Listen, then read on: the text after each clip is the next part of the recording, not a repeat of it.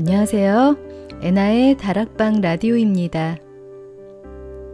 학창시절 교과서로 배운 문학작품들, 그중 어떤 작품이 가장 먼저 떠오르세요? 저는 중학교 때 국어 시간에 배운 황순원의 소나기, 그리고 고등학교 문학 시간에 배운 이효석의 메밀꽃 필 무렵, 이 두 편이 가장 먼저 떠오르는데요. 감수성 예민하던 시절이라 못다 이룬 사랑 이야기에 가슴 아파했었죠. 수업 시간에 이 작품들을 읽어주시던 국어 선생님들의 촉촉한 눈빛까지도 기억이 납니다. 교과서로 배운 문학 작품 중 또 대표적인 것이 피천득 시인의 수필인데요.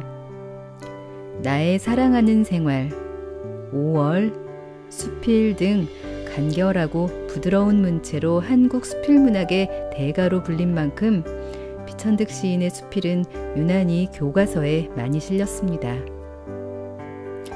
그중 가장 많은 분들이 기억하는 작품이 아마 인연일 겁니다.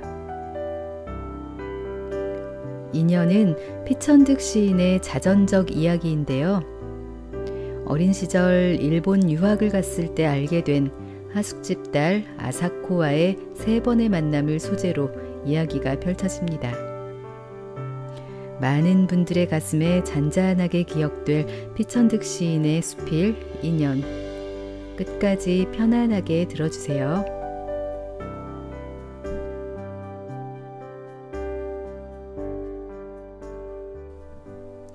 인연. 지난 4월 춘천에 가려고 하다가 못 가고 말았다. 나는 성심여자대학에 가보고 싶었다. 그 학교에 어느 가을 학기 매주 한 번씩 출강한 일이 있다. 힘드는 출강을 한 학기 하게 된 것은 주수녀님과 김수녀님이 내 집에 오신 것에 대한 예의도 있었지만 나에게는 사연이 있었다. 수십 년 전 내가 17 되던 봄, 나는 처음 동경에 간 일이 있다. 어떤 분의 소개로 사회교육가 미우라 선생 댁에 유숙을 하게 되었다. 시바쿠 시로가네에 있는 그 집에는 주인 내외와 어린 딸 세 식구가 살고 있었다. 하녀도 서생도 없었다. 눈이 예쁘고 웃는 얼굴을 하는 아사코는 처음부터 나를 오빠같이 따랐다. 아침에 낳았다고 아사코라는 이름을 지어주었다고 하였다. 그 집 뜰에는 큰 나무들이 있었고 일년초 꽃도 많았다. 내가 간 이튿날 아침 아사코는 스위트피를 따다가 꽃병에 담아 내가 쓰게 된 책상 위에 놓아주었다. 스위트피는 아사코같이 어리고 귀여운 꽃이라고 생각하였다. 성심여학원 소학교 1학년인 아사코는 어느 토요일 오후 나와 같이 저희 학교까지 산보를 갔었다. 유치원부터 학부까지 있는 가톨릭 교육기관으로 유명한 이 여학원은 시내에 있으면서 큰 목장까지 가지고 있었다. 아사코는 자기 신발장을 열고 교실에서 신는 하얀 운동화를 보여주었다. 내가 동경을 떠나던 날 아침, 아사코는 내 목을 안고 내 뺨에 입을 맞추고 제가 쓰던 작은 손수건과 제가 끼던 작은 반지를 이별의 선물로 주었다. 옆에서 보고 있던 선생 부인은 웃으면서 한 10년 지나면 좋은 상대가 될 거예요 하였다.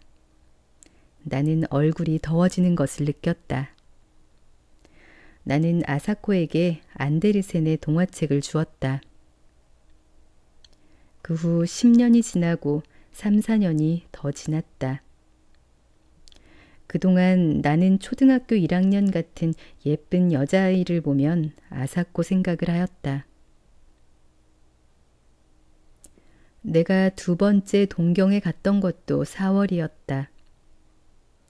동경역 가까운데 여관을 정하고 즉시 미우라 댁을 찾아갔다. 아사코는 어느덧 청순하고 세련되어 보이는 영양이 되어 있었다. 그 집 마당에 피어있는 목련꽃과도 같이. 그때 그는 성심여학원 영문과 3학년이었다. 나는 좀 서먹서먹했으나 아사코는 나와의 재회를 기뻐하는 것 같았다. 아버지 어머니가 가끔 내 말을 해서 나의 존재를 기억하고 있었나 보다. 그날도 토요일이었다. 저녁 먹기 전에 같이 산책을 나갔다.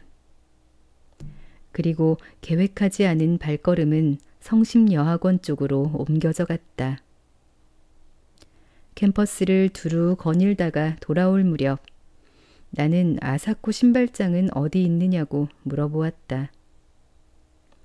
그는 무슨 말인가 하고 나를 쳐다보다가 교실에는 구두를 벗지 않고 그냥 들어간다고 하였다. 그리고는 갑자기 뛰어가서 그날 잊어버리고 교실에 두고 온 우산을 가지고 왔다. 지금도 나는 여자 우산을 볼 때면 연두색이 고왔던 그 우산을 연상한다. 쉘브르의 우산이라는 영화를 내가 그렇게 좋아한 것도 아사코의 우산 때문인가 한다.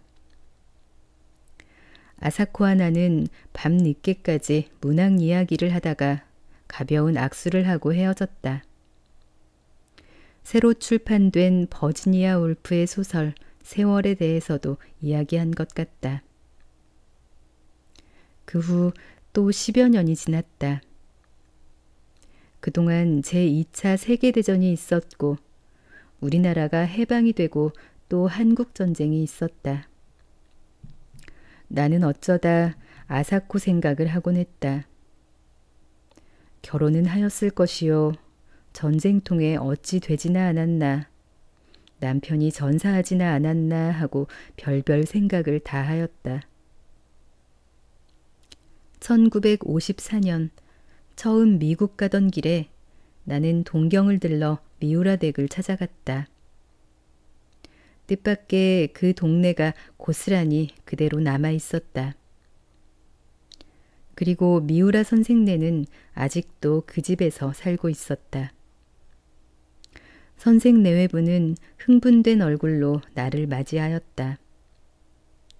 그리고 한국이 독립이 돼서 무엇보다도 잘 됐다고 치하를 하였다.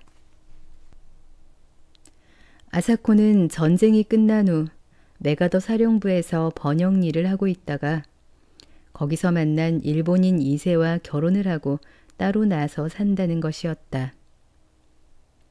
아사코가 전쟁 미망인이 되지 않은 것은 다행이었다.